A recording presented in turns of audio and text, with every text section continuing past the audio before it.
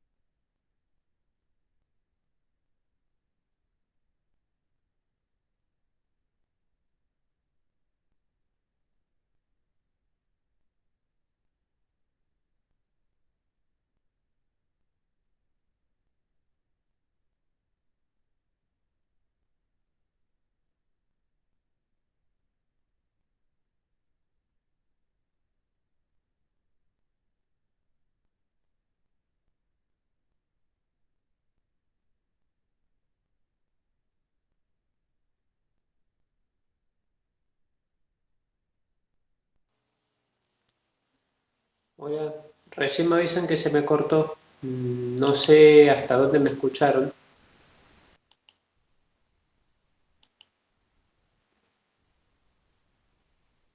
o si me escucharon algo.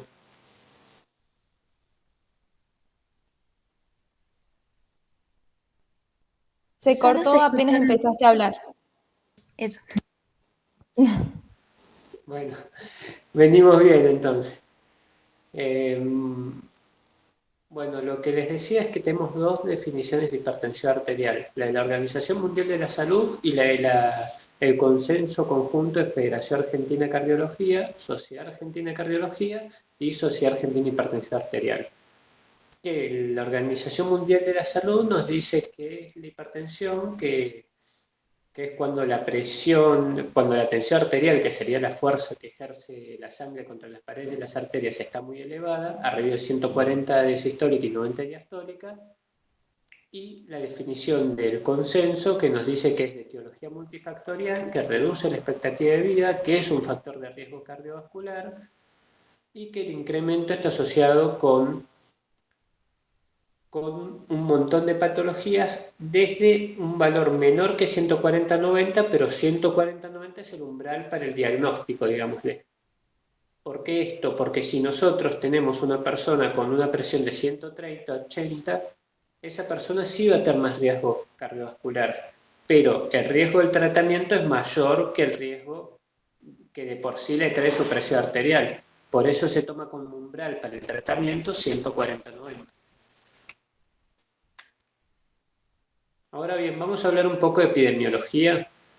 y vamos a ver cómo cambió la presión arterial en el mundo desde el 1975 hasta el 2015.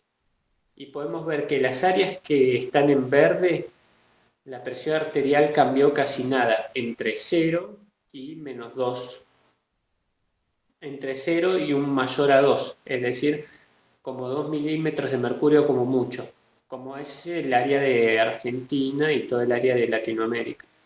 Después tenemos otras áreas en las cuales bajó la tensión arterial y en otras en las que subió más de 4 milímetros de mercurio. La parte de arriba es en hombres y los dos mapitas de abajo son en mujeres, para que vean la diferencia entre un sexo y el otro, pero es más o menos lo mismo. Después vamos a ver acá que la prevalencia de hipertensión arterial en el mundo es entre el 32 y el 34% en el área argentina y en casi todo el área de Latinoamérica, a excepción de Chile y Uruguay. Como en toda la parte de Estados Unidos también es más baja, toda la parte de abajo estoy hablando del mapita de las mujeres. Después acá vemos el mapa de los hombres, que es un poquito más alta, que es un poquito más alta la presión en la región de Estados Unidos y en la región de Latinoamérica es un poco más baja. Y tenemos también que por acá tenemos mucha más alta la tensión arterial que nosotros. Esto es para tener una idea nada más, para que vean las cifras. Sepan que en el mundo, digamos, depende del estudio, pero está entre 28 y 34% de la población con hipertensión arterial. Hay estudios que tienen más, hasta un 40% de hipertensión arterial en algunos países. Pero bueno, depende de qué estudio veamos, cuáles van a ser las cifras que vamos a tener. Ahora bien, ¿qué es lo que pasa en Argentina? ¿Qué es lo que tenemos en nuestro país? En nuestro país hubo dos grandes estudios que midieron la tensión arterial. Uno fue la cuarta encuesta de factores de riesgo, la cuarta encuesta nacional de factores de riesgo que tomó la tensión arterial, y el otro fue el estudio Renata 2. El estudio Renata 2 fue un estudio en 2015 que estaba dirigido a estudiar la tensión arterial de nuestro país. Y este cuadrito que ven acá es el estudio NANES. El estudio NANES es algo parecido a la cuarta encuesta de factores de riesgo de acá y parecido a lo que se hizo con Renata 2, pero en Estados Unidos, que lo ponemos para comparar con nuestra población. Entonces, ¿qué es lo que nos dijo la cuarta encuesta de hipertensión arterial? Que en el 2005, en la primera encuesta, teníamos un 34,5% de hipertensos. En la segunda, un 34,6%. En la tercera, 34,1%, y en la última volvemos al 34,6%. Es decir, que más o menos el porcentaje de hipertensos autorreportados, esto aclaro que es autorreportados, es decir, le preguntaban, ¿sos hipertenso? Sí, no. Listo. Y eso sería lo que ponían, sin medir la presión arterial en esta parte. Y más o menos el valor se mantuvo. Ahora, si vemos el cuadrito acá abajo, un segundo. Si vemos el cuadrito acá abajo, acá sí midieron la presión arterial y se dieron cuenta que en el 40,6% de la población que le medían la tensión arterial la encontraban elevada. ¿Esto por qué puede deberse? Uno, a que sea mayor que el valor autorreportado. Uno, por lo que se llama hipertensión de guardapolvo blanco. Dos, porque la medición no se haya hecho correctamente. Y tres, porque hay mucha población que desconozca su enfermedad. Entonces, ¿qué es lo que vemos? Que de este 40,6%, el 59,1%, es decir, de esta población, el 60% había dicho que era hipertensa. Y el otro 40% había dicho que no era hipertensa. ¿Y esto por qué? Porque si yo sé que soy hipertenso y al momento de la toma estoy hipertenso, pueden pasar dos cosas. Uno, lo que es hipertensión de guardapolvo blanco, más bien efecto guardapolvo blanco, que lo vamos a ver más adelante. O dos, que no estén bien controlados de su presión arterial, entonces por más de que hagan tratamiento, sigan teniendo la tensión arterial por sobre 140/90. Ahora bien, ¿y qué es lo que pasa con este 32% que dijeron en el autorreporte que no eran hipertensos? Dijeron acá que no eran hipertensos y los encontraron con hipertensión arterial. Y acá pueden pasar dos cosas. De vuelta, hablar de hipertensión de guardapolvo blanco o hablar de que desconocen de su enfermedad. No saben que son hipertensos. Y esto lo vamos a ver mejor en el RENATA 2. El RENATA 2 nos dio un porcentaje, una prevalencia de hipertensión arterial un poco mayor que la encuesta de factores de riesgo. Nos dio un 36.3%, siendo mayor en los hombres, 43.7%, que en las mujeres, 30.4%. Y ahora, si comparamos un poco con el NANES, vamos a ver que la hipertensión son los triangulitos. Entonces teníamos un 29.3% del año 2000. Acá fíjense que en el 2005 teníamos un 27.8% y nosotros un 34.5%. Después, en el 2009, ellos tenían un 30.2% y nosotros un 34.6%. Después acá llegamos hasta 30.5% y en el 2012 este estudio se acabó, digamos, pero nuestros valores siguieron estando un poco más altos que los de ellos. Si bien tener un 30% de la población con hipertensión arterial es un problema, y esto habla de que no es solo un problema en los países subdesarrollados, había una diferencia de un 4 o 5% entre lo que teníamos en nuestro autorreporting y lo que tenían en el estudio NANES. Y bueno, ahora vamos a desglosar un poco más esto que vimos. ¿Y qué es lo que vemos? Que de este porcentaje de hipertensos, de este casi 40% que teníamos de hipertensos, ¿cómo están divididos según la población? Y vemos que en los menores de 35 años, solo el 18,5% es hipertenso de los hombres y solo el 6,9% es hipertenso de las mujeres. Pero mayores a 65 años, es decir, en la población anciana, tenemos un 80% de los hombres hipertensos y casi un 75% de las mujeres. ¿Esto qué significa? Que la hipertensión aumenta su incidencia con la edad. Entonces, no va a ser lo mismo diagnosticar una hipertensión en una persona menor de 35 que en una mayor de 65. En este podemos pensar que tengo una hipertensión secundaria o otro trastorno, tranquilamente, porque no es lo más común. En vez en este, estamos casi seguros de que vamos a encontrar hipertensión arterial. Nos debería resultar extraño más bien no encontrarla. Ahora bien, comparemos un poco estos valores con el valor de hipertensos en Estados Unidos. Y nos fijamos que la cantidad de hipertensos entre 55 en mayores a 60 años, ¿de cuánto fue? No, perdón, esto es normotensos, esto es prehipertensos y esto es hipertensos. Entonces vamos a ver acá cuántos hipertensos había mayores a 60 años en Estados Unidos. Y vemos que va desde un 63% hasta con un pico del 66%. Es decir, es menor de nuevo el número de hipertensos que en Argentina. Pero sigue estando alto. Después, un dato a tener en cuenta es que esto es entre el 2000 y el 2012 y este cuadro es del 2015, es del RENATA 2.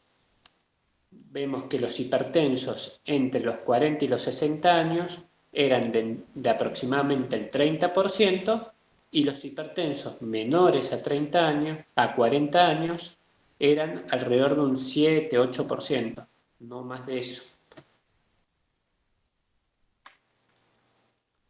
Ahora bien, ¿qué otro dato podemos rescatar de este estudio? Que vemos que del total de hipertensos teníamos un 38.8% que no conocía que era hipertenso, es decir, más de un tercio de la población no sabe que es hipertensa, pero lo es.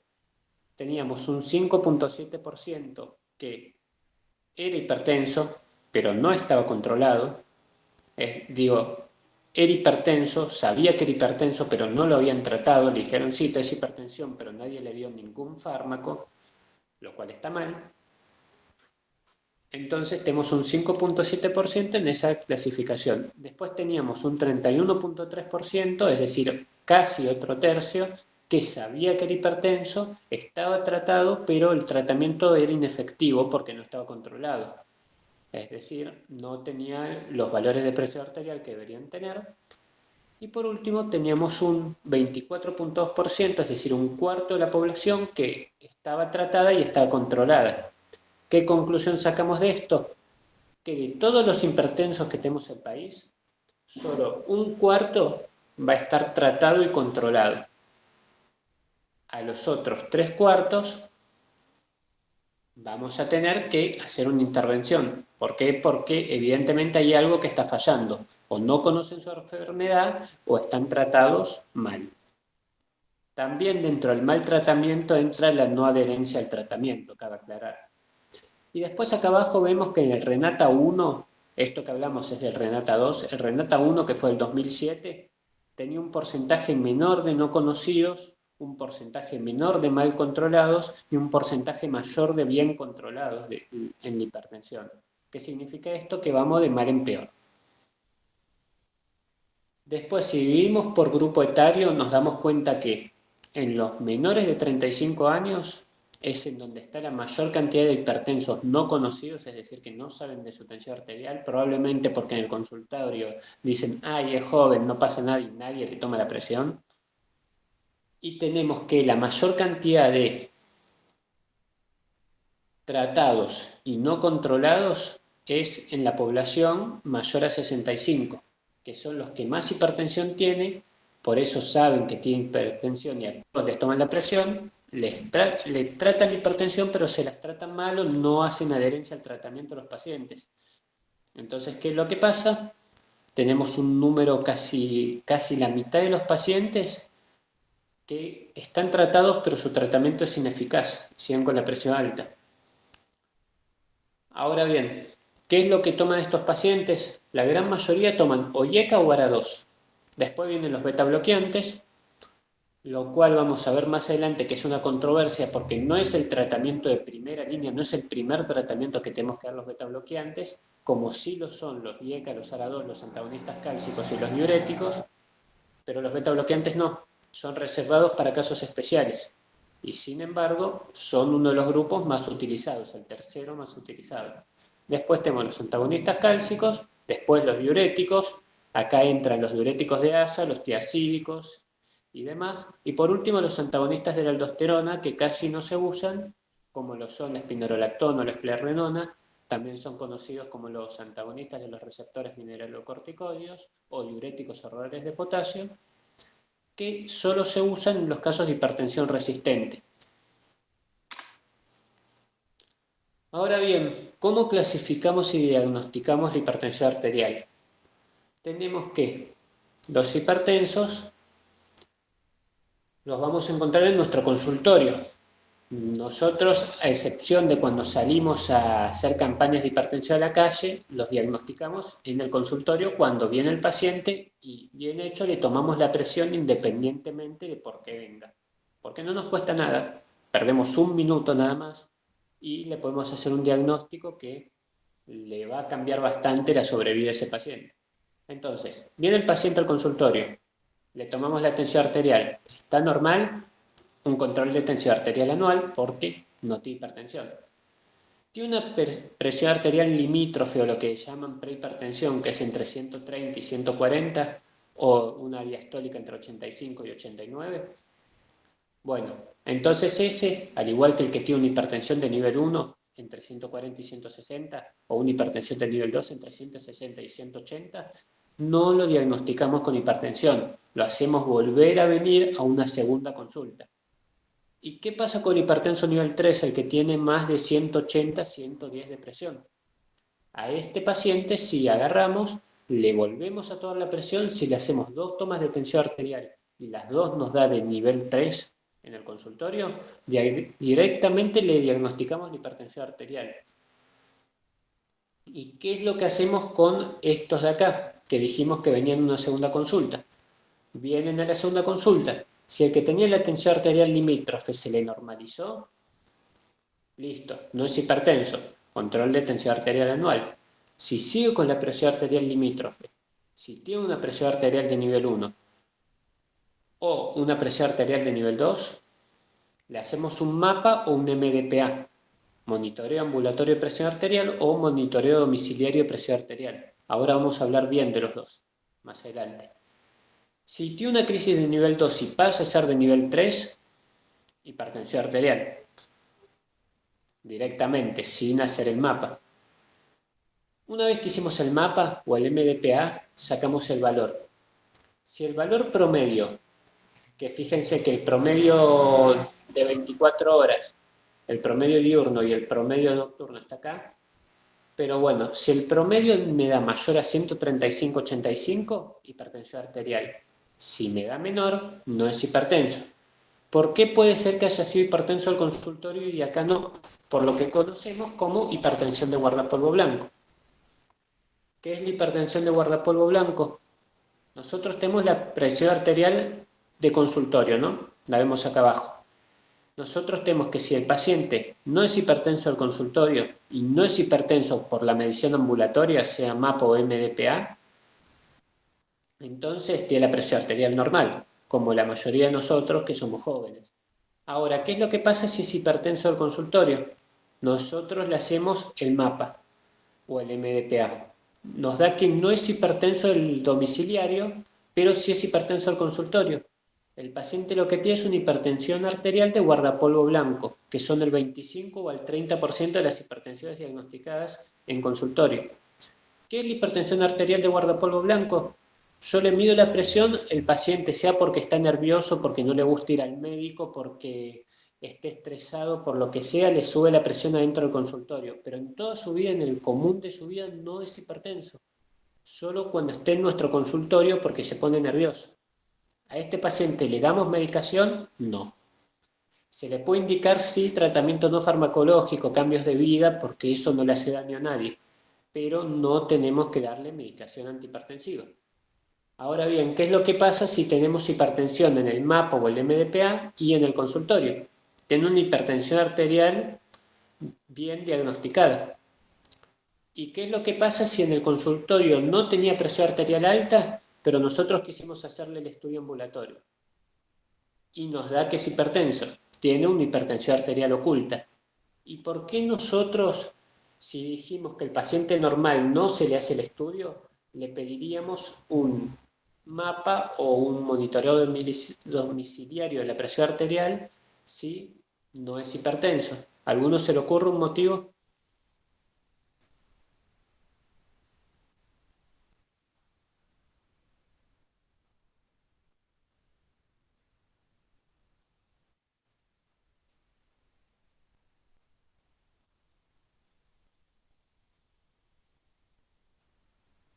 ¿Me están escuchando? Sí, se te escucha. Capaz que porque si tiene factores de riesgo, ya sea que tenga familiares de primer grado con hipertensión o que él tenga diabetes o alguna enfermedad concomitante. Está perfecto lo que decís. Si yo tengo un paciente que tiene otros factores como la diabetes, como que es muy añoso o como por ejemplo que yo le encuentro, me lo deriva el oftalmólogo porque el oftalmólogo le encontró una retinopatía hipertensiva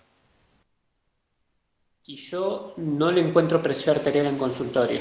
Entonces tengo que estudiarlo porque tal vez tiene hipertensión arterial oculta. ¿Y por qué no tenía la presión alta en el consultorio pero sí la tenía en la casa? Porque hay algunos patrones como el patrón de hipertensión arterial nocturno, lo que se llama el hiperreverso, que contribuyen a la hipertensión arterial oculta, que no la vamos a ver en consultorio, eso lo vamos a ver en un ratito. Ahora bien, ya sabemos cómo diagnosticarlo, pero para medir la presión arterial tenemos que saber cómo medir la presión arterial. Y esto es importante, ¿por qué? Porque muchas veces la tomamos mal.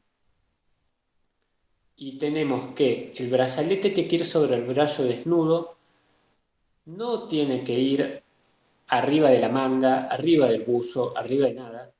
No tiene que hablar el paciente durante la toma. El brazo tiene que estar a la altura del corazón, no tirado por ahí. Los pies tienen que estar apoyados y sin cruzar las piernas. La espalda apoyada. no tiene que estar con ganas de orinar, porque si el paciente tiene ganas de orinar le va a subir la presión. Y otros detalles que no dice acá es que, por ejemplo, cuando nosotros lo tomamos con el tensiómetro aneroide, que es el que usamos la mayoría, porque no andamos con el tensiómetro automático para los lados, no tenemos que meter el estetoscopio abajo del manguito. Se toma acá abajo, no se mete adentro del mango del tensiómetro. En los únicos casos que yo a veces lo hago, pero está mal, es cuando el paciente está con presiones como 5,3, 8,5, que está muy hipotenso. Entonces está mal meterlo ahí abajo, pero me cuesta mucho escuchar si no lo hago y a veces lo hago. Pero eso no quita que esté mal. Hay que hacerlo de las dos formas en esos casos, si no te queda otra, pero no es lo correcto, digamos. Ahora bien, hay que usar un tensiómetro automático y validado, con brazaletes adecuados, tomarle la tensión arterial a una persona con mucha obesidad que tiene un brazo muy grande, con un brazalete normal para las personas que, digamos, no tienen ese sobrepeso, es un problema porque le va a aumentar la tensión arterial, porque no va a cerrar bien. Lo mismo que si intentamos tomarle con el brazalete a un niño, porque no va a cerrarle bien y vamos a tener un problema con que va a estar midiendo mal. Y que los tensiómetros aneroides, en realidad, aunque yo nunca vi que nadie los calibre, deberían ser calibrados cada 3 a 6 meses. Las mediciones se tienen que hacer por duplicado, por promedio sin redondeo. Si hay más de 5 milímetros de mercurio de diferencia, hay que hacer más mediciones porque hay algo que estamos haciendo mal.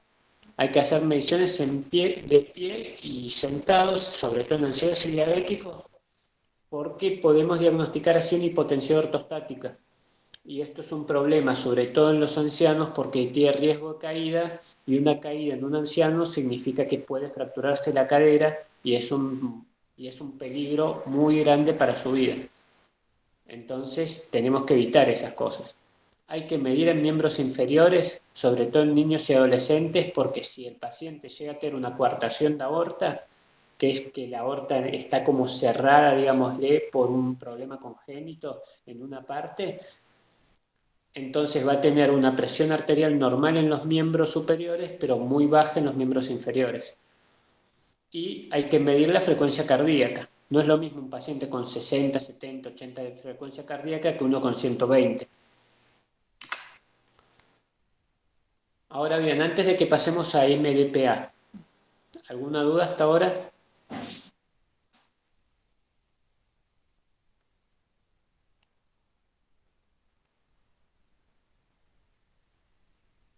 Bueno, proseguimos. Para el MDPA hay que usar tensiómetros normalmente validados.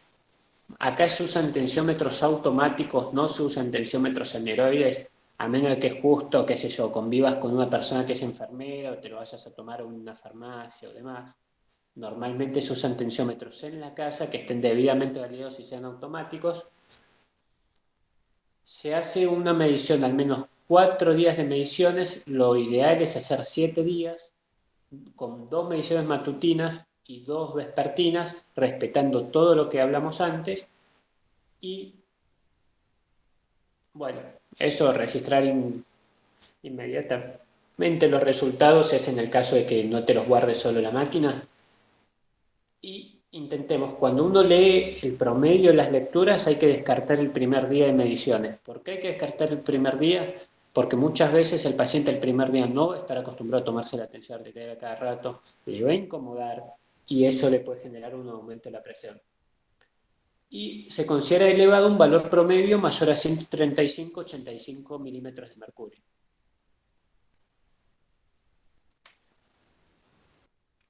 Entonces, ¿qué es lo que vimos?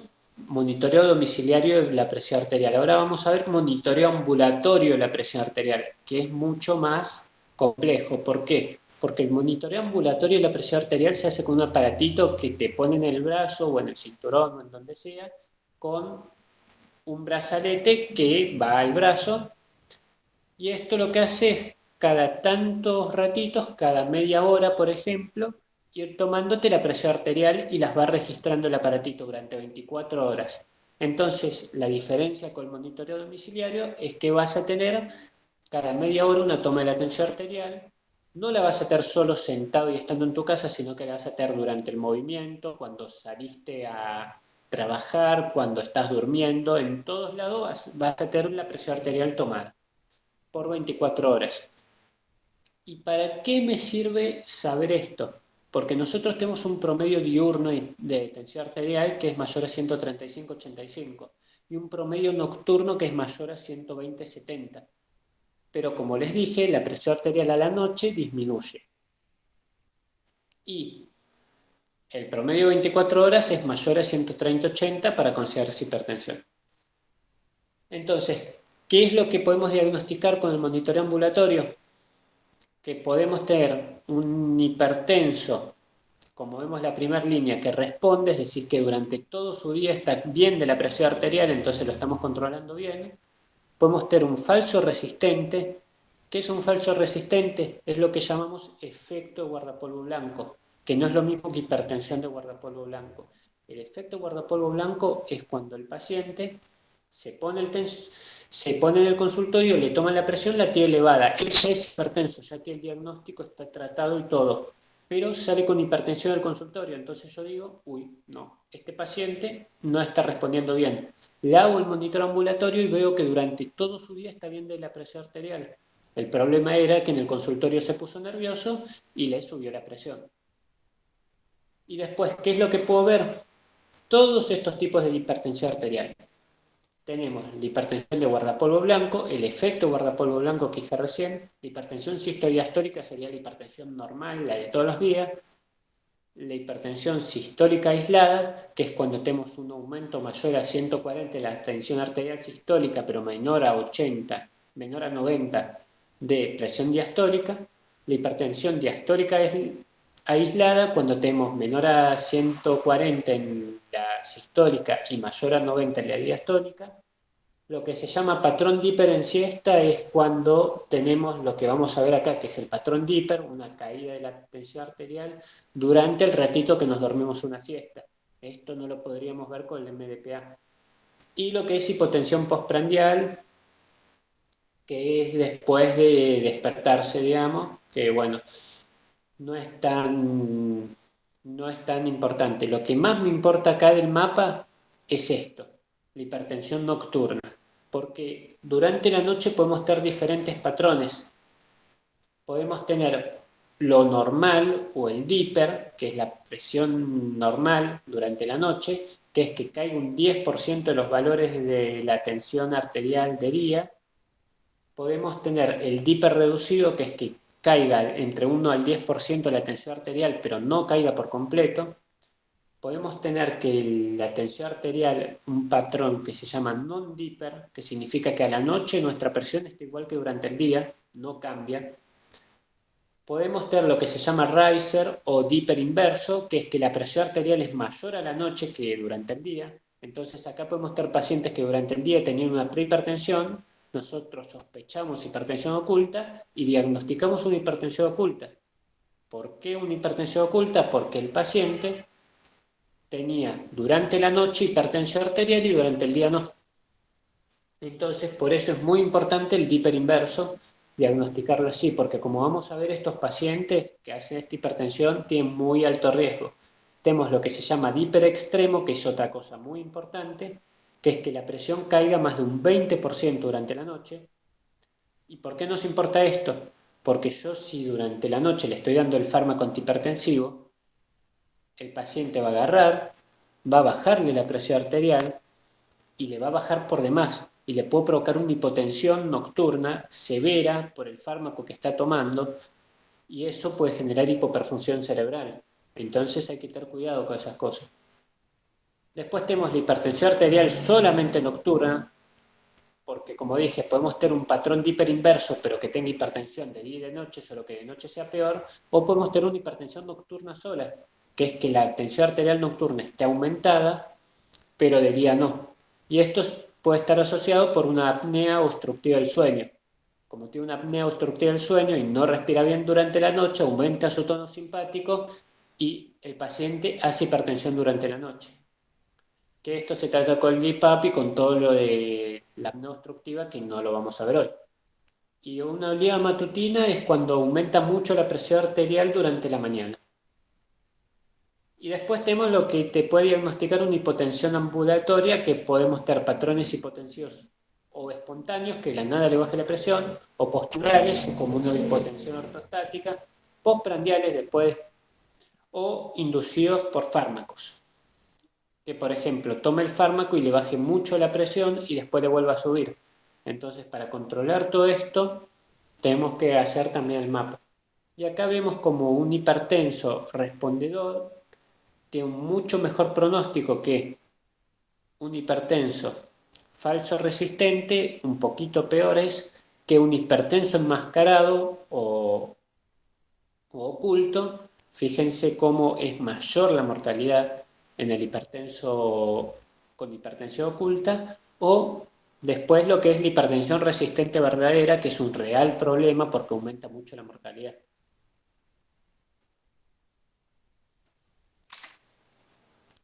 Entonces, acá tenemos a modo de ejemplo por qué hay que tomar la hipertensión por mapa, hay que tomar la hipertensión nocturna. Esto es un estudio muy grande, el estudio Dublin, que midió los valores fuera de los clínicos de la hipertensión arterial. Tenemos todos estos valores, acá tenemos la descripción de este cuadro, no me voy a detener tanto en esto. Lo que tienen que saber es que la presión arterial nocturna dio valores. 1 significa normal, menos de 1 significa un factor protector cuando hablamos de riesgo relativo, y mayor a 1 significa algo que nos está causando un daño. Y vemos que lo que más daño nos causaba dentro de la hipertensión es la hipertensión arterial nocturna. Como podemos ver acá, tanto la presión sistólica como la diastólica, la presión arterial elevada en la clínica no es tan buen predictor de mortalidad como la presión arterial tomada durante el día, durante un promedio diurno por MDPA, como no tiene, como es mayor la relación entre mortalidad y la toma de presión durante 24 horas, y como es mucho mayor la toma durante la noche. ¿Qué significa todo esto en español? Que yo voy a predecir la mortalidad que va a tener mi paciente y voy a por tratarlo acorde a eso mucho mejor tomando en cuenta la presión nocturna y la presión de 24 horas que tomando solo la presión durante el día o tomando solo la presión consultoria. ¿Se entendió esto?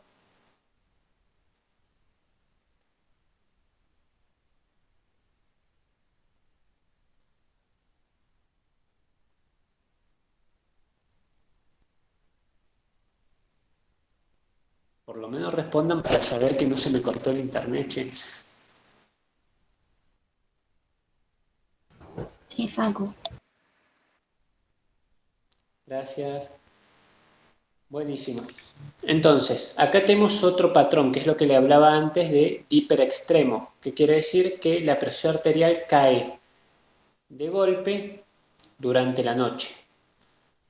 ¿Y qué es lo que podemos ver en el patrón de hiperextremo? Y acá vamos a ver que durante la noche, como les dije, que más del 20% de la presión arterial, que la mayoría de las veces es en pacientes jóvenes, pero puede pasar en pacientes ancianos también. Y sobre todo en los pacientes ancianos hay que tener mucho cuidado porque hay lesiones isquémicas cerebrales sintomáticas por la presión de la caída nocturna, aunque está limitado a pocos estudios, en la población avanzada. Entonces, lo que tenemos que hacer es que si encontramos esta inmersión extrema que potencia los daños de perfusión cerebral en los pacientes ancianos y en los pacientes ancianos tratados, hay que dar los medicamentos no durante la tarde y la noche, sino que darlos a la mañana. Y hay que tener en cuenta también que las benzodiazepinas y la melatonina y demás fármacos, también hay que evaluarlos si los toman o no. Los pacientes ancianos suelen tomar mucho benzodiazepinas porque también están asociados a problemas con la hipotensión nocturna. Escucho un ruidito de fondo, no sé si alguien tiene el micrófono prendido o si a mí se me escucha mal, pero escucho una interferencia. Bueno, acá lo que tenemos es un ejemplo de un mapa. Esto es el mapa, como les dije, cada media hora le está tomando la presión a la persona y te pone acá el punto de presión diastólica y el punto de presión sistólica. Y uno ve cómo durante el día se mantiene la presión, durante la noche cae y durante el día vuelve a estar alta. Estas son las 24 horas. Y vemos, por ejemplo, en este paciente que la presión arterial en el consultorio era de 154/87. Es decir, tenía una hipertensión. Nosotros lo vimos en el consultorio y tenía hipertensión. Ahora bien, se fue a la casa, pasaron las horas y fíjense cómo la presión bajó hasta abajo de 140. Y después se mantuvo la mayoría del tiempo debajo de 140, durante la noche bajó, como debe ser, y durante el día volvió a aumentar, pero nunca estuvo de vuelta por encima de 140. Entonces tuvo un promedio de 24 horas de presión de 129/73, con una presión arterial nocturna de 103/55, perdón, una presión arterial diurna de 129/73, una nocturna de 103/55 y un promedio de 120/67. Es decir, ¿el paciente estaba hipertenso? No, pero tenía una presión arterial de guardapolvo blanco, que puede ser una hipertensión de guardapolvo blanco o un efecto guardapolvo blanco, dependiendo si este paciente ya tenía un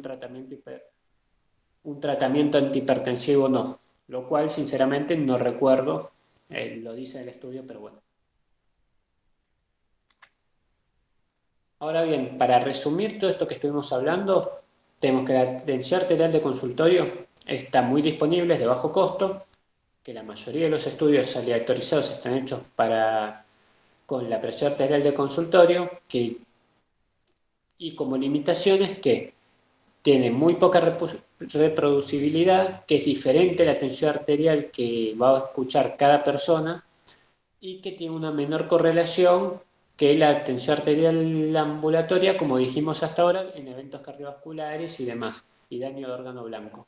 Que en vez el MAPA y el MDPA tienen más ventajas que el MAPA, que evalúa la presión nocturna y que es el mayor indicador pronóstico y que realiza mediciones tanto en reposo como en actividad, pero el problema del MAPA es que es muy caro. Y estamos en Argentina, y en Argentina lo caro no se usa mucho porque está caro y sabemos la economía del país. Ahora bien, también que tiene escasa aceptación por los pacientes. Imagínense que tienen que tener todo el día un aparatito que te aprieta en el brazo cada media hora. A los pacientes no les gusta, no quieren saber nada con esto, y hay algunos que no se les puede hacer el estudio porque les duele cuando les aprieta para tomar la presión. Después lo que tenemos el MDPA es que tiene un pronóstico más a largo plazo porque se toman 7 días, que tiene bajo costo al lado del MAPA, que es mejor la adherencia y que no permite evaluar la presión arterial nocturna, es el problema. Algunos equipos lo permiten, es porque hay equipos especiales que te toman la presión arterial, te los pones y te lo toman durante la noche. Esto no lo van a ver nunca casi, olvídense. Y solo realizan mediciones en reposo o en posición de sentado. No te la toma mientras estás trabajando, te la toma en el momento que vos te sentaste a tomarte la presión. Eso como para que tengan una idea.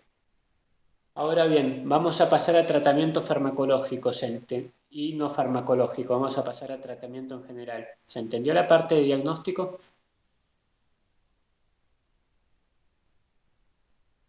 Sí, se entendió. Buenísimo. Lo primero, cuando hablamos de tratamiento, tenemos que saber cuáles son nuestros objetivos. Si no sabemos para qué hacemos las cosas, no nos sirve de nada. ¿Y cuál es el objetivo que nos da la guía, el consenso argentino de hipertensión arterial? Que en todo hipertenso entre 16 y 80 años hay que intentar tener una presión menor a 140/90. Y en los mayores de 80 años una menor a 150/90. ¿Por qué el valor es más alto? Porque si le bajamos mucho la presión a un anciano y le generamos una hipotensión ortostática y ese anciano se cae, vamos a bajarle mucho la presión, sí, un control cardiovascular hermoso, pero ese paciente va a hacer una fractura de cadera cuando se caiga, y eso es un gran problema. Para que se den una idea, la otra vuelta en la clínica llegó una paciente que se cayó, no por hipotensión arterial, pero se cayó, se golpeó contra su auto que estaba ahí frenado, pero no hubo más que eso, solamente se cayó sobre su propio peso, y tenía una fractura de cadera, es decir, de la cabeza del fémur, una fractura de húmero y una fractura de una costilla. Es decir, tenía 3 fracturas diferentes por simplemente caerse.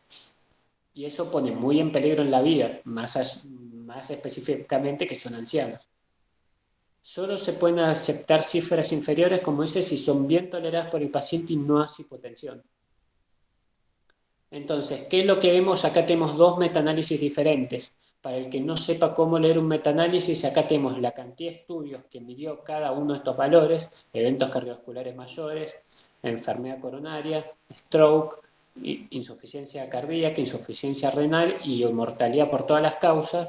Acá tenemos la cantidad de estudios que midió cada cosa de esas, la cantidad de eventos que hubo sumándolo de todos esos estudios. Entonces hubo, por ejemplo, 3.284 personas que tuvieron una insuficiencia cardíaca entre 115.411, que son los pacientes que estaban con la intervención, es decir, ¿cuál es la intervención que hablamos acá? Control intensivo de la presión arterial. Y por otro lado tenemos el grupo control, el que no tenía el control intensivo, y tenemos el número de eventos y el de participantes. Después hay otros que acá les van a poner los estudios, como en la diapo que sigue, ahora se los voy a explicar también. El punto es que si todo va para este lado, significa que favorece el grupo de intervención, en este grupo a bajar la presión intensivamente. Si todo va para este lado, significa que favorece al grupo control, es decir, a no bajar la presión intensivamente. Nosotros tenemos que todos los puntitos están de este lado, significa que bajar la presión arterial intensivamente es un beneficio. ¿De cuánto? Tenemos lo que les hablaba antes, el riesgo relativo. Un riesgo relativo de 1 significa que no pasa nada. Uno de más de 1, como cuando hablamos de la hipertensión, significa que tenemos un riesgo agregado al riesgo normal, y uno de menos de 1 significa que es un factor protector. Entonces, ¿qué tenemos? Que si es de 0,80, bajo de 1 un 20%, un 0,20, un 20%. Entonces tenemos que vamos a tener un 20% menos de eventos cardiovasculares mayores si hacemos un control intensivo, vamos a tener un 17% menos de enfermedad coronaria, un 27% menos de stroke, un 28% menos de insuficiencia cardíaca, un 5% menos de insuficiencia renal y un 13% menos de mortalidad por todas las causas. Esto acá abajo es otro estudio, pero que nos habla de lo mismo, de insuficiencia cardíaca, de retinopatía, de mortalidad por todas las causas, y lo que vemos es que todos son factores protectores también. O sea que tenemos que tratar intensivamente la presión arterial, sí, pero ojo, hay una cosa. De este estudio también sacamos este otro cuadrito. ¿Y qué es lo que nos dice este otro cuadrito? Que eventos adversos serios hubo más en los pacientes que hicieron un control intensivo que los que no lo hicieron, pero la P nos dio no significativa. Esto significa que no tiene valor estadísticamente significativo, que no hay que tenerlo tanto en cuenta. Ahora bien, hipotensión severa, es decir, que hay una hipotensión severa por el tratamiento, hubo 61 en el grupo de tratamiento intensivo y 23 en el grupo de tratamiento normal. Es decir, pasó un 2.68 con una P significativa. Voy a tener mucha mayor cantidad de pacientes que hagan una hipotensión severa que los puede hacer caer y los puede provocar una fractura de cadera en los ancianos o puede traer otros problemas en los problemas más jóvenes con el grupo de tratamiento intensivo. Así que ojo con dar tratamientos intensivos porque no todos los pacientes van a soportarlo. Como dice acá, la disminución intensiva provoca una mayor protección, incluso con valores debajo de 140 milímetros de mercurio. Pero un consejo, intenten que si es debajo de 140 hasta 130, bueno, entre 120 y 130 muy discutido, menor a 120 que no esté la presión arterial. Entonces, como dijimos, el hipertenso no hay que hacer un tratamiento tan intensivo, o si lo hacemos, controlar los efectos adversos. Y ahora pasamos a tratamiento no farmacológico. Acá, ¿qué es lo que vemos? Este cuadro es sobre hipertensión arterial sistólica y este diastólica. ¿Sobre qué? Sobre el chocolate. Comer chocolate como tratamiento no farmacológico nos baja la presión arterial y esta revisión nos dice, fíjense que los puntos, si bien las líneas son el intervalo de confianza, es decir, entre acá y acá, mientras más chiquita sea la línea, más confiable es el estudio, digámoslo así. Y lo que vemos acá es que tanto la presión sistólica como la diastólica bajó un poquito, es decir, produce un efecto reductor de la presión arterial pequeño de 2 milímetros de mercurio en adultos potencialmente sanos a corto plazo, pero no había suficientes hallazgos, como dice, hay mucha heterogeneidad entre los ensayos, dan resultados. Cada uno de estos es un estudio diferente que analizó el metaanálisis y la revisión sistemática.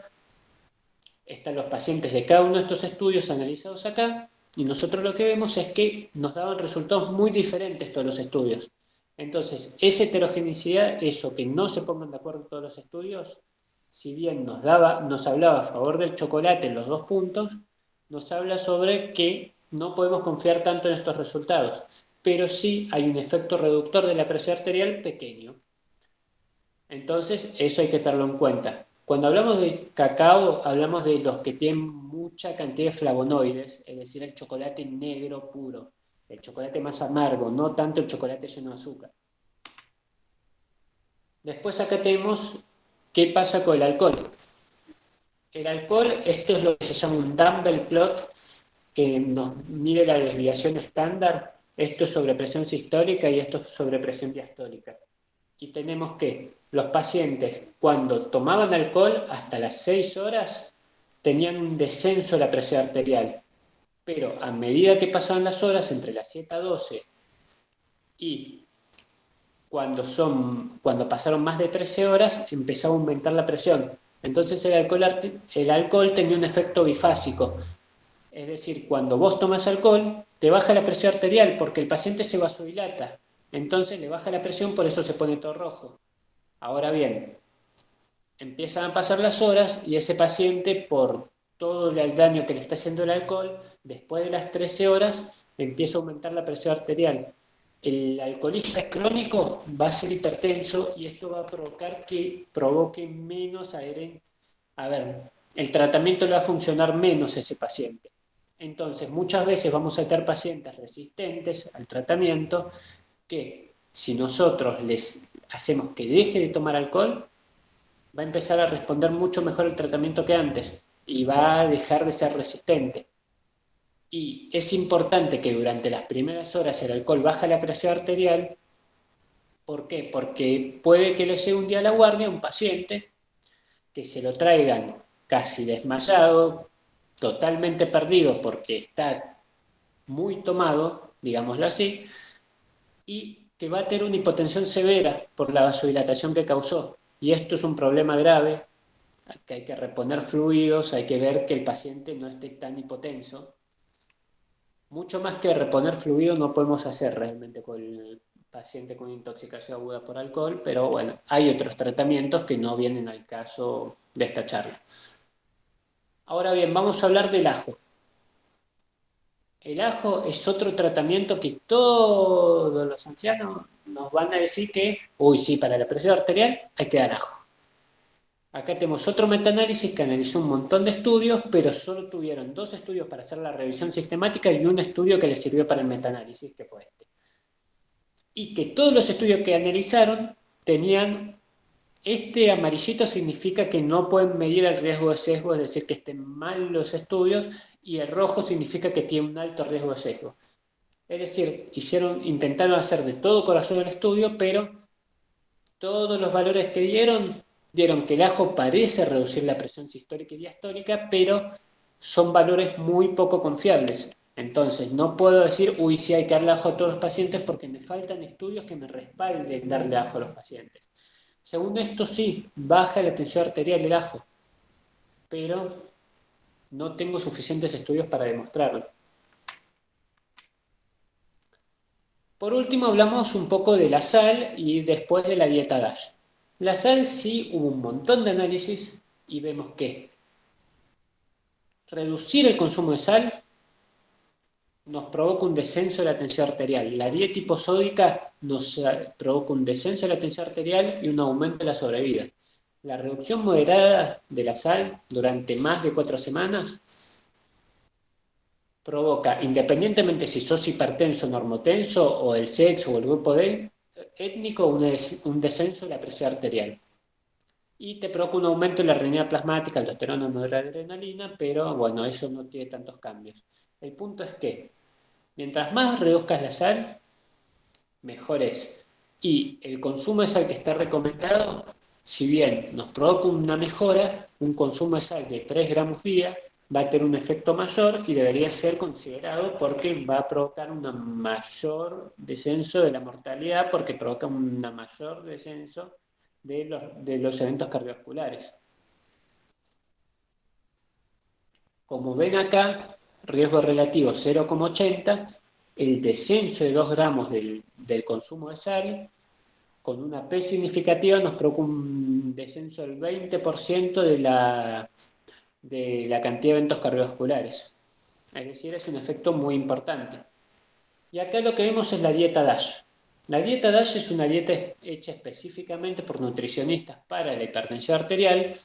Después la pueden buscar y pueden ver todo lo que es la dieta DASH, qué alimentos se comen. Hoy no tenemos tiempo para ver eso, pero lo que vemos es que desciende, las líneas grises es la presión arterial diastólica y las negras es la presión arterial sistólica. Y vemos que la reduce un montón. Entonces, la calidad moderada del estudio GREG demostró que la dieta DASH reduce en los pacientes con o sin hipertensión, independientemente de los niveles basales y del tratamiento antihipertensivo en curso, el grado de hipertensión arterial.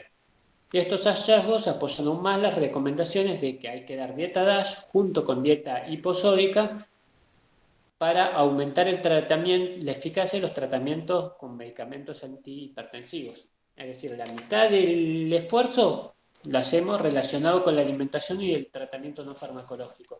La otra mitad, tratamiento farmacológico. Entonces, en resumen, ¿qué nos dice la guía argentina?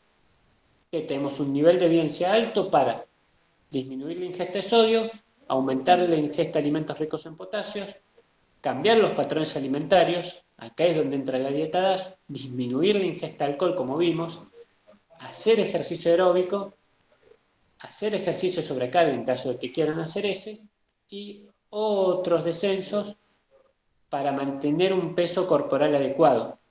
Eso, bajar de peso también nos reduce la tensión arterial. Eso sería todo el tratamiento no farmacológico. ¿Quieren preguntar algo antes de que pasemos al farmacológico? Ya nos estamos pasando un poco de hora, así que voy a ir rápido.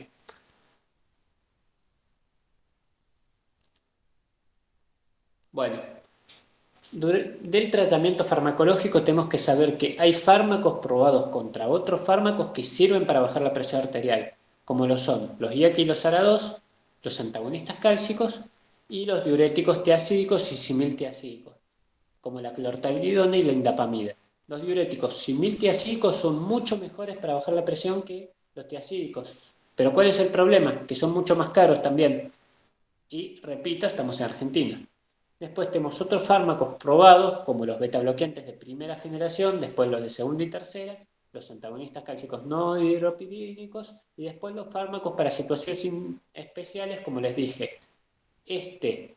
Para hipertensión resistente, para hipertensión con un filtrado con una insuficiencia renal de grado 5, porque es el único diurético que se puede dar, en realidad grado 4, pero el único diurético que se puede dar en las peores insuficiencias renales es el de ASA. Los alfa-bloqueantes que se dan como tratamiento para la hipertensión refractaria y para los pacientes que tienen hiperplasia benigna de próstata. Bueno, los fármacos de acción central que no se usan tanto y los vasodilatores de acción directa. Ahora bien, vamos a hablar un poco de qué nos dice la guía, cómo damos estos tratamientos. Y nosotros tenemos 3 combinaciones. Tenemos la combinación preferente, es decir, la que deberíamos dar, que incluye o un IECA o un ARA2 con un antagonista cálcico dihidropiridínico y un diurético tiacídico o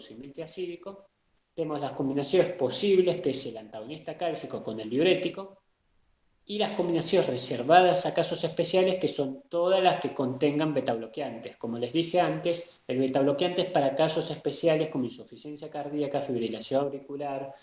En embarazadas se puede usar, algunos, el labetalol, no todos, pero no es para dar a todos los pacientes hipertensos, que es lo que se ve muchas veces en la vida diaria, digamos, que a todos los pacientes hipertensos les dan el carvedilol, y no debería ser así.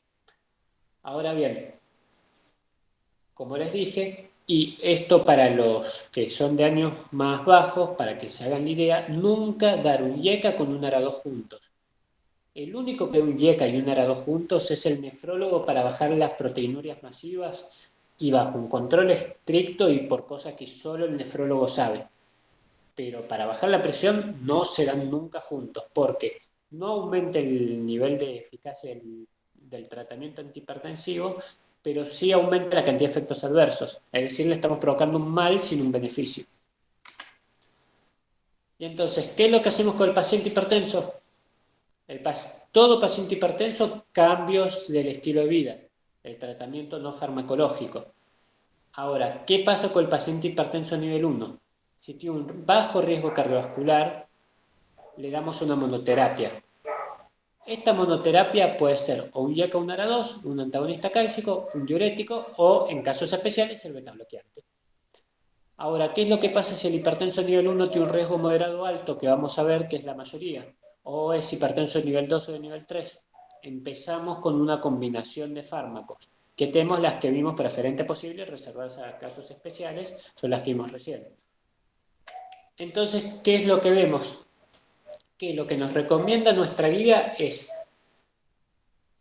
si empezamos con monoterapia, empezar con monoterapia, y si no es el caso el que el paciente requiera monoterapia y requiere empezar con una combinación de fármacos, empezamos con un IECA, un ARA2 o un betabloqueante en el caso especial de que lo requiera, que es, por ejemplo, cuando tiene las indicaciones específicas que les dije antes o cuando tiene contraindicaciones para el uso de estos dos.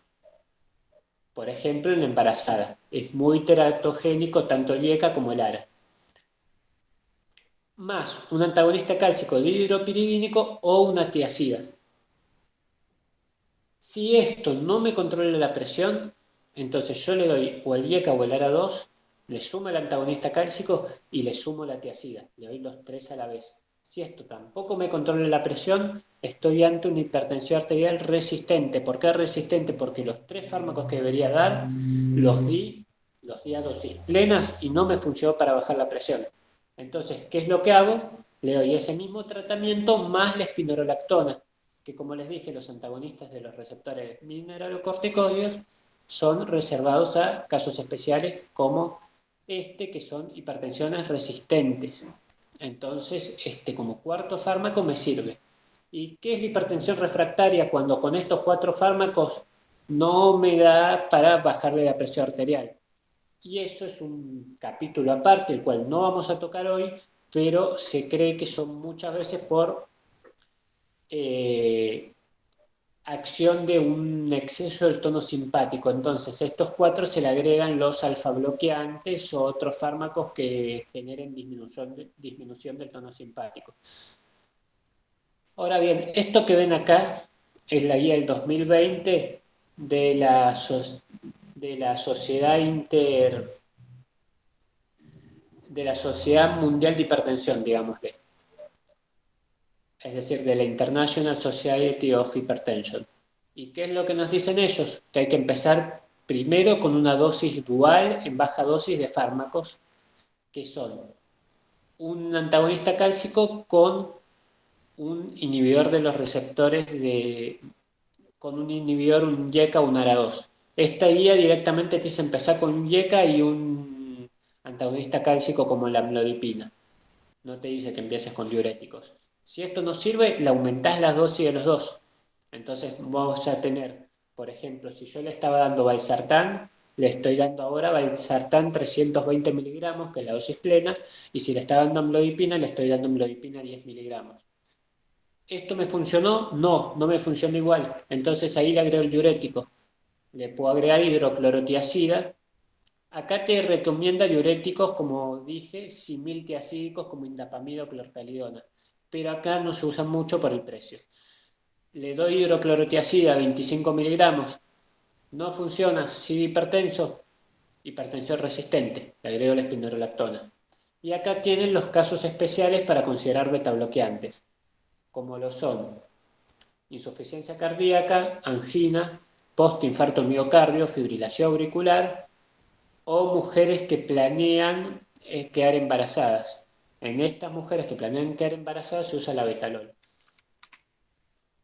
Y ahora bien, hablemos de vuelta de epidemiología. ¿Qué es lo que pasó? Como les dije antes, la mayoría toman IECA o ARA2 y después betabloqueantes. ¿Y qué vimos hasta ahora? Que los betabloqueantes no se tienen que usar de primera línea, tenemos que usar estos con estos y después agregar estos o de último usar este con este y este, pero los betabloqueantes solo en casos especiales, que no es lo que sea acá. Y en el estudio Renata 2 vimos que el 73.4% de los pacientes, es decir, 3/4 tomaban un solo fármaco, no tomaban dos fármacos o más.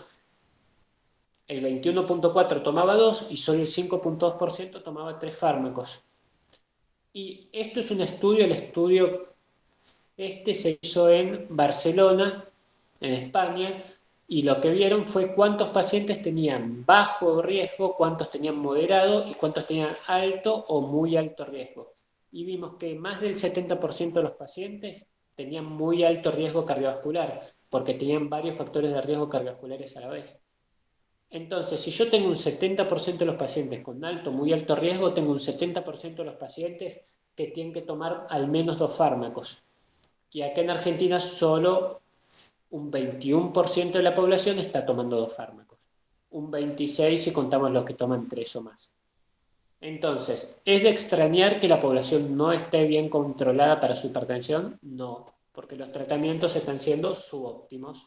Y además de eso, vamos a tener lo que se llama adherencia al tratamiento. ¿Qué es lo que vimos en el estudio Renata? Que alrededor de la mitad de los pacientes tratados, es decir, el 50%, alrededor de la mitad de los pacientes tratados toman adecuadamente la medicación. Es decir, que el 50% tomaba bien la medicación y el otro 50% no la tomaba bien. O no la tomaba o se olvidaba algunos días o lo que sea. Y la tasa de control de la tensión arterial obviamente va a ser mucho mejor en los pacientes que se adhieren al tratamiento que en los que no adhieren y en los que hacen mal el tratamiento, con una P significativa, menor a 0,05. También vimos que el número de pacientes que tenían una combinación fija de fármacos, es decir, en una pastilla sola, te viene, por ejemplo, el Losartan D, que es losartán más hidroclorotiazida. Hay pastillas que te vienen con varios fármacos a la vez en un solo comprimido. Y los que tomaban eso eran solo un 8.2% y tenían un mucho mejor control de la presión arterial que los otros. Del total de los pacientes hipertensos, solo el 43.6% estaba controlado. El otro 55% no.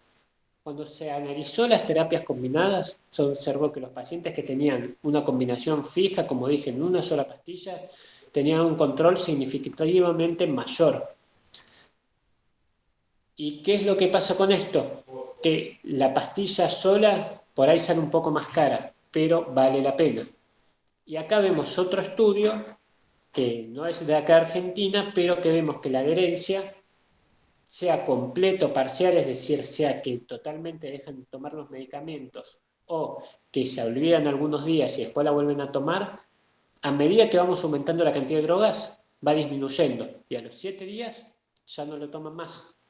Digo, a las 7 drogas ya no toman más, ya no hay más pacientes que hagan una adherencia completa al tratamiento. Va a haber muchos que hagan adherencia parcial, pero no completa.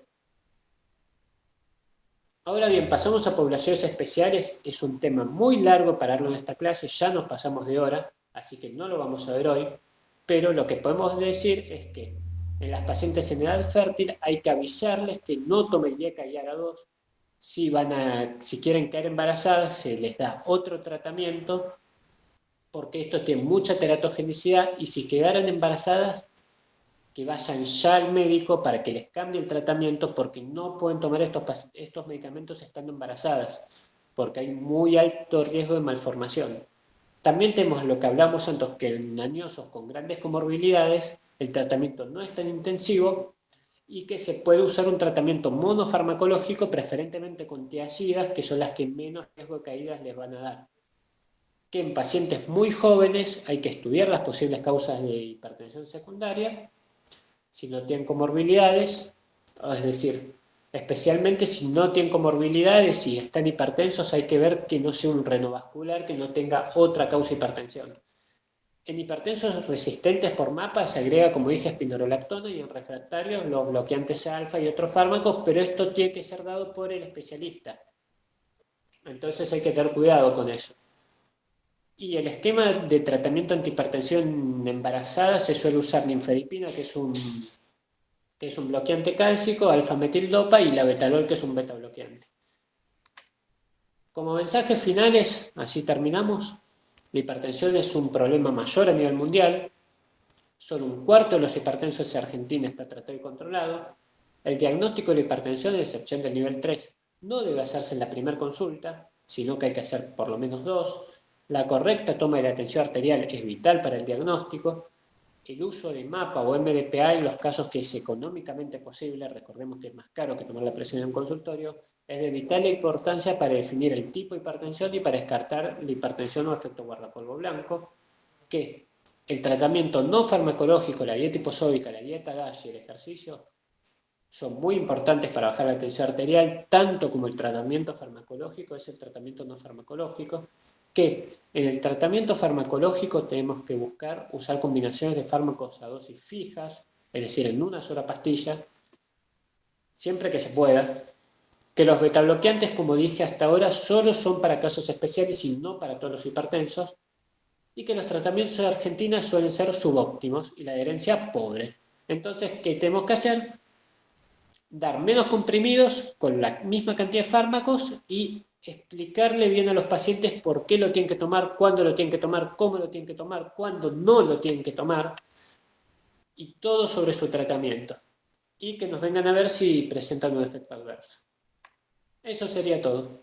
¿Dudas, preguntas, consultas?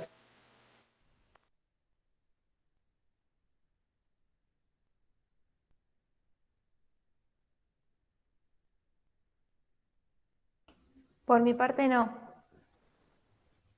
No, Facu, ¿se entendió todo? Buenísimo, me alegro mucho. La clase pasada no tuve tiempo, no me acordé y no la subí a YouTube ni les pasé el PowerPoint. Ahora subo las dos, les paso las dos grabaciones y les paso los dos PowerPoint por mail. Así que bueno, eso chicos. Muchas gracias por estar. Buenísimo. Muchas gracias, Facu. Chao, Facu, gracias. Gracias, adiós. Chao chicos, hasta luego.